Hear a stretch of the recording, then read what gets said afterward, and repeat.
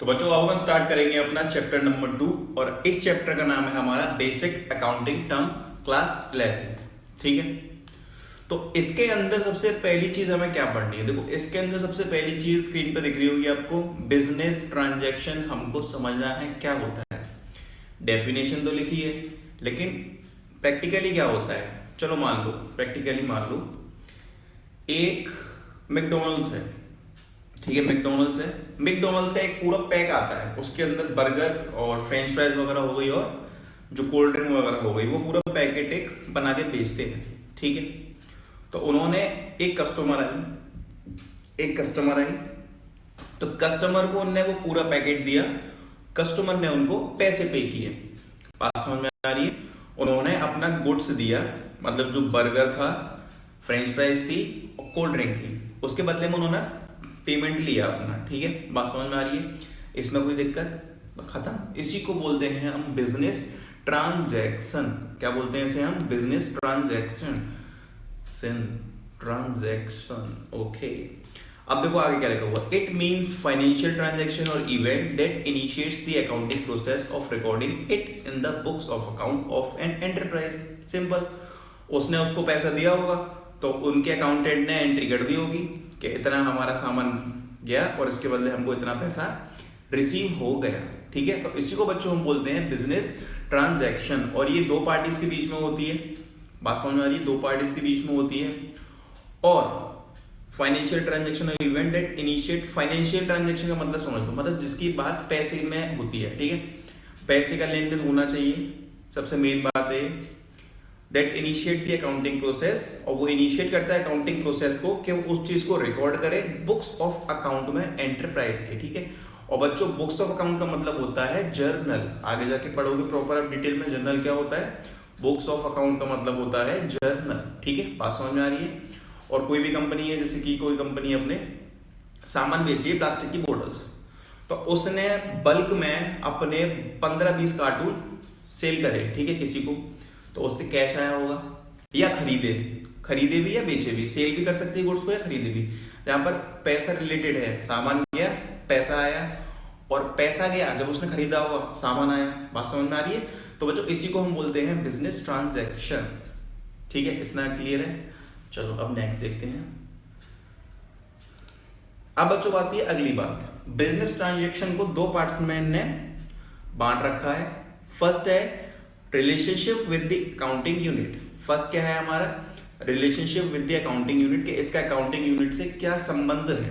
और सेकंड है mode of settlement value, कि ये वैल्यू का सेटलमेंट कैसे करते हैं। तो अपन फर्स्ट देखेंगे बच्चों relationship with the accounting unit, relationship with the accounting unit. तो देखो इसके अंदर भी दो पार्ट है। फर्स्ट है इंटरनल ट्रांजैक्शन और अकाउंटिंग ट्रांजैक्शन। बच्चों इंटरनल वर्ड से आपको वो समझ में आ रहा होगा। इंटरनल वर्ड का मतलब जो चीज हमारे बिजनेस के अंदर अंदर हो रही है। बात समझ में आ रही है। इंटरनल ट्रांजैक्शन के अंदर जो हम बिजनेस के अंदर अंदर कर रहे हैं, उसमें बाहर का कोई भी बंदा इन्वॉल्व नहीं है। ठीक है, बाहर की कोई भी चीज उसके अंदर इन्वॉल्व नहीं है, उसको हम बोलते हैं इंटरनल ट्रांजैक्शन। अब आप ये सोच रहे हो कि भाई अंदर ही अंदर इंटरनल ट्रांजैक्शन कैसे कर सकते हैं, और इंटरनल ट्रांजैक्शन का दूसरा नाम है अकाउंटिंग ट्रांजैक्शन। दोनों ये एक ही है, याद रखना। इंटरनल ट्रांजैक्शन और accounting transaction they both are same. ठीक है, अब इंटरनल ट्रांजैक्शन और अकाउंटिंग ट्रांजैक्शन का एग्जांपल लिखा है मैंने ऊपर, देखो ये रहा डेप्रिसिएशन। देखो डेप्रिसिएशन क्या है, हम कोई मशीनरी लेके आए अपने बिजनेस के अंदर। ठीक है, हम कोई मशीन लेके आए, मान लो कुछ हम कंप्यूटर लेके आए, हम कंप्यूटर अपना नया आया 90,000 रुपए का, ज़्यादा बोल दिया मैंने। ठीक है, 90,000 का अपना कंप्यूटर आया। अब उसको हमारा एम्प्लॉय हर साल घिसेगा ना, हर साल घिसेगा। तो बच्चों हर साल उसकी वैल्यू में कुछ ना कुछ अमाउंट उसका कम होता जाएगा। ये तो आप देखते होगे, कार घर पे आती है नहीं आती है, तो हर साल उसकी वैल्यू कम होती जाती है। इंश्योरेंस का वो देखना पेपर, उस पर हर साल उसकी वैल्यू कम होती जाती है। तो बच्चों इसी को हम बोलते हैं डेप्रिसिएशन। ठीक है, जो हमारे सामान पे हर साल हमारी वैल्यू कम होती है, उसी को हम बोलते हैं डेप्रिसिएशन। कंप्यूटर पे होगी, मशीनरी पे होगी। ठीक है, तो वो बिजनेस के अंदर ही होता है, बाहर की कोई एक्टिविटी इन्वॉल्व तो नहीं है, मशीनरी अंदर ही चलेगी, अंदर ही उसकी वैल्यू कम होती जाती है हर साल। तो इसी को हम बोलते हैं इंटरनल ट्रांजैक्शन और अकाउंटिंग ट्रांजैक्शन। अब देखो एक्सटर्नल ट्रांजैक्शन और बिजनेस ट्रांजैक्शन क्या होती है। ये सेकंड, हमने कोई सामान खरीदा होगा तो उसके लिए हमने कैश पेड किया होगा, तो ये हो गई एक्सटर्नल ट्रांजैक्शन जिसमें कोई बाहर का बंदा इन्वॉल्व है, खत्म। ठीक है, एग्जाम्पल के लिए हमने किसी को कैश दिया, सामान वामान कुछ लिया, तो वो हो गई हमारी एक्सटर्नल ट्रांजैक्शन। नेक्स्ट, अब आता है mode of settlement of value. ठीक है, मतलब कोई भी चीज हम खरीद रहे हैं या बेच रहे हैं तो उसका सेटलमेंट कैसे होगा। तो देखो बच्चों, फर्स्ट है अपना कैश, कैश ट्रांजैक्शन, ये तो आपको पता होगी, पैसा दो काम खत्म, पैसा लो काम खत्म, पैसा दो काम खत्म। सेकंड आती है क्रेडिट ट्रांजैक्शन। अब इसका मतलब क्या होता है, किसी ने हमसे कोई सामान खरीदा, ठीक है, किसी ने हमसे कोई सामान खरीदा होगा तो उसने बोली होगी कि सर हम पे अभी पैसे नहीं है, हम आपके पैसे बाद में दे देंगे, तो वो हो गई क्रेडिट ट्रांजैक्शन, मतलब उधारी पे जो काम हुआ है। ठीक है, और हमने किसी से कोई सामान खरीदा होगा, हमने उससे बोल दिया कि पैसे बाद में लेना, तो वो हो गई क्रेडिट ट्रांजैक्शन। तो ये था हमारा बिजनेस ट्रांजैक्शन। ठीक है, अब नेक्स्ट देखते हैं। अब आता है बच्चों अगला अकाउंट। अकाउंट क्या होता है, देखो, a record of transaction in an enterprise by the owner under that head. देखो, सेल हुई है हमारे उसमें बिजनेस के अंदर, धड़ाधड़ सेल हुई है, पूरे साल सेल हुई है। ठीक है, तो इन सारी सेल्स को अपन एक जगह रिकॉर्ड करते हैं, एक जगह इनको हम रिकॉर्ड करते हैं। अगर सेल्स का रिकॉर्ड कर रहे हैं तो वो सेल्स के नीचे करेंगे, अगर हम परचेज का रिकॉर्ड कर रहे हैं तो वो हम परचेज के नीचे रिकॉर्ड करेंगे। और वो किसके अंदर रिकॉर्ड होते हैं, उसको हम बोलते हैं अकाउंट। जिसके अंदर अपन इन चीजों को रिकॉर्ड करते हैं उसको हम बोलते हैं अकाउंट। तीसरा आता है कैपिटल। तो देखो कैपिटल क्या होती है, capital is the amount invested by the owner. ठीक है, मतलब जो, जैसे कि मान लो हमने कोई काम स्टार्ट किया, हम पूछते नहीं भैया कितने रुपए लगे आपके इसको चालू करने में, तो वो उसका कैपिटल है, वो उसने पैसा इन्वेस्ट करा है। वो कहता है 1 लाख 2 लाख 3 लाख जो भी है वो उसने इन्वेस्ट करा है पैसा अपना। ठीक है, उस काम को स्टार्ट करने में। मान लो किसी ने कोचिंग सेंटर खोला तो उसने 1-2 लाख रुपए उसमें लगा दिए, लेकिन उसको जरूरत पड़ रही थी कुर्सियों की।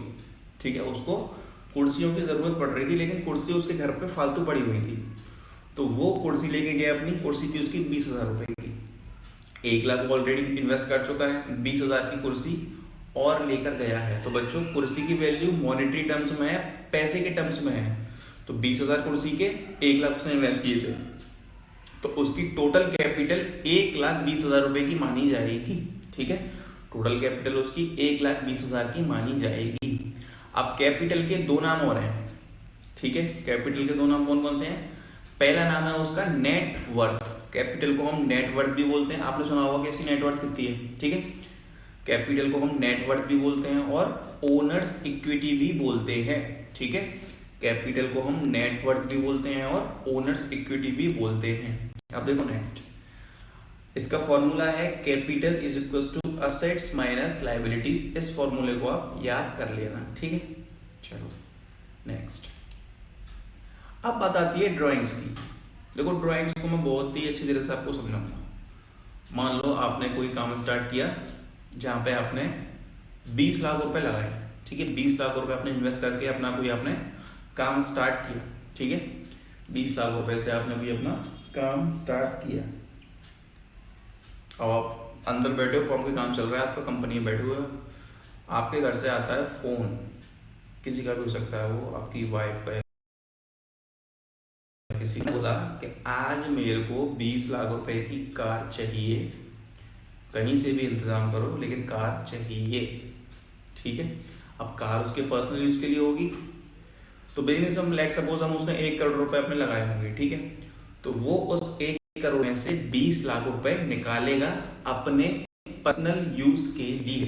जो पैसा बनता बिजनेस में से अपने पर्सनल यूज के लिए निकालता है उसको हम बोलते हैं ड्रॉइंग्स। ठीक है, उसको हम बोलते हैं ड्रॉइंग्स। नेक्स्ट, अब अगला पॉइंट इसमें लिखा है drawings reduces the capital of owner. सही बात है। अब मान लो 1 करोड़ रुपए हमने इन्वेस्ट करे बिजनेस के अंदर, लेकिन हमने 20 लाख रुपए कार के लिए निकाले होंगे, तो वो हमारे 80 लाख रुपए रह गए होंगे, तो ड्राइंग ने हमारी कैपिटल को रिड्यूस कर दिया। ठीक है, चलो ये एग्जाम में घुमा देगा टीचर, आपको ध्यान रखना है, वर्ड याद कर लेना। जो चीज हम, जो पैसा पर्सनल यूज के लिए हम निकाल रहे हैं, चाहे वो असेट क्यों ना हो, असेट हो या कैश हो, ठीक है, वो ड्राइंग के अंदर ही आएगा, चाहे कोई मशीनरी वगैरह ले गया हो पर्सनल यूज के लिए, उसको हम ड्राइंग ही बोलेंगे। देखो अब बच्चों लायबिलिटी की बात आती है, ठीक है। अब बात किसकी आती है? लायबिलिटी की बात आती है।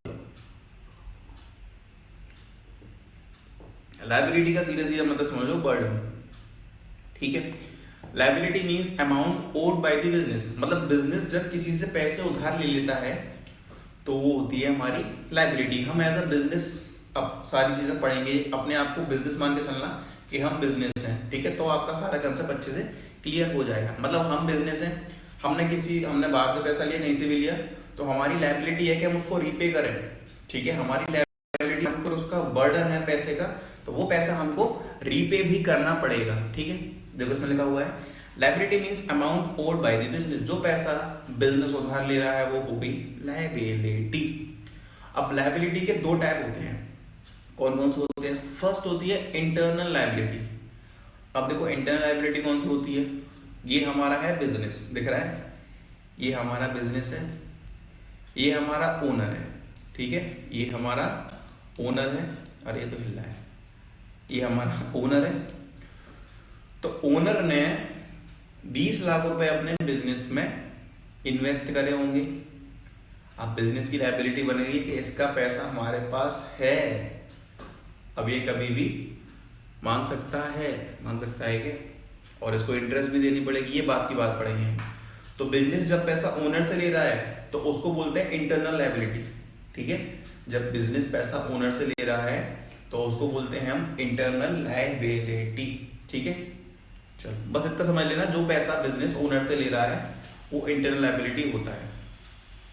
अब बच्चों नेक्स्ट बात आती है, अब बात आती है किसकी? अब बात आती है हमारी एक्सटर्नल लायबिलिटीज की। जब बिजनेस किसी बाहर के बंदे से या किसी बाहर की फाइनेंस कंपनी वगैरह से पैसा उठाता है, बैंक वगैरह से, मान लो अब यहाँ पे मुकेश अंबानी जी ने पैसा दिया हमारे बिजनेस को, देखो मुकेश अंबानी जी ये रहे, इन्होंने हमारे बिजनेस को पैसा दिया है, तो अब पैसा बाहर से आया है, तो इसको बच्चों हम बोलेंगे एक्सटर्नल लायबिलिटीज। क्या बोलेंगे इसको? हम बोलेंगे एक्सटर्नल लायबिलिटीज, ठीक है। चलो नेक्स्ट, अब समझेंगे हम। अब एक्सटर्नल लायबिलिटी के भी दो टाइप होते हैं। हमने किसी से बाहर से पैसा लिया तो वो एक्सटर्नल लायबिलिटी हो गई। अगर हम किसी बाहर के बंदे को 1 साल के बाद पैसा देंगे, उसका पेमेंट हम अगर 12 महीने या 1 साल के बाद देंगे, एक ही बात है, तो बच्चों उसको हम बोलेंगे नॉन करंट लायबिलिटी। अगर उसका पेमेंट हम 12 महीने के बाद करेंगे तो वो हो गई नॉन करंट लायबिलिटी। अगर उस बंदे का पेमेंट 12 महीने के अंदर ही अंदर हो जाएगा तो उसको हम बोलेंगे करंट लायबिलिटी। सिंपल है कि नहीं? एक्सटर्नल लायबिलिटी दो टाइप की होती हैं, नॉन करंट लायबिलिटी और current liability. Non current liability का मतलब क्या होता है? जो उधारी हम 12 महीने के बाद चुकाएंगे वो होती है नॉन करंट लायबिलिटी, और जो उधारी हम 12 महीने के अंदर ही अंदर चुका लेंगे उसको हम बोलते हैं क्या? करंट लायबिलिटीज, ठीक है। चलो अब क्रेडिटर्स की बात आती है। क्रेडिटर्स कौन होते हैं? Creditors are the person from whom business purchase goods on credit. मान लो हमारा कोई बिजनेस है, ठीक है, हम जूते बनाते हैं, तो जूते बनाने के लिए हमें सोल की जरूरत पड़ती है। तो हम किसी बंदे के पास गए तो हमने बोला कि हमको आप इतने सोल दे दीजिए, लेकिन पेमेंट हम आपका अभी नहीं कर पाएंगे, बाद में कर देंगे, ठीक है, पेमेंट हम आपका बाद में करेंगे।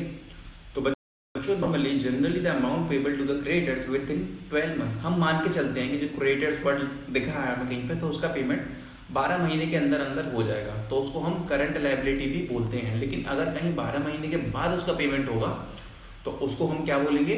उसको हम बोलेंगे नॉन करंट लायबिलिटी, ठीक है। आपको मेंशन कर देगा क्वेश्चन कि पेमेंट 12 महीने के अंदर हुआ है तो वो करंट लायबिलिटी, अगर 12 महीने के बाद चला गया वो तो उसको हम बोलेंगे नॉन करंट लायबिलिटी।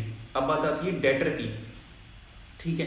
अब डेटर क्या है? Debtor is the person from whom is receivable to the business on account of the credit sale. मान लो हम जूते की सेल करते हैं, हमारा जूते का कारोबार है बहुत बड़ा, तो हमने किसी सप्लायर को 2-3 लाख का माल उधारी पे दे दिया, उसने कही कि पैसा बाद में दे जाऊंगा मैं आपको, तो वो हमारा डेटर हो गया, क्योंकि हमने उसको उधारी पर सेल करी है। क्रेडिट सेल का मतलब उधारी पर सेल करी है हमने उसे, तो वो हमें उसका पैसा बाद में देगा। अगर वो पैसा 12 महीने के अंदर दे देगा तो वो हो जाएगा हमारा करंट असेट। आगे जाके हम पढ़ेंगे असेट क्या होते हैं, करंट असेट क्या होते हैं, नॉन करंट असेट क्या होते हैं। अभी फिलहाल इतना समझ लो, 12 महीने के अंदर अंदर पेमेंट हमें कर देगा तो इसको हम करंट असेट के तौर पर ट्रीट करते हैं। ठीक है, चलो।